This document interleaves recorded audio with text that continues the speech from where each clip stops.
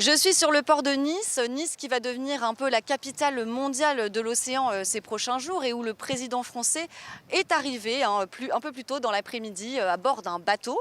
Il était accompagné du président du Costa Rica qui co-organise cette grande conférence de l'ONU pour l'océan. Le chef de l'État qui a ensuite pris la parole lors d'un discours pour appeler le monde à unir ses forces pour sauver l'océan, et il a notamment aussi rappelé son opposition à l'exploitation des grands fonds marins.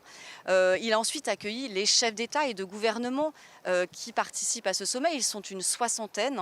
Ce sommet qui se tient en revanche en l'absence du président américain Donald Trump, alors que les États-Unis sont la première puissance maritime mondiale.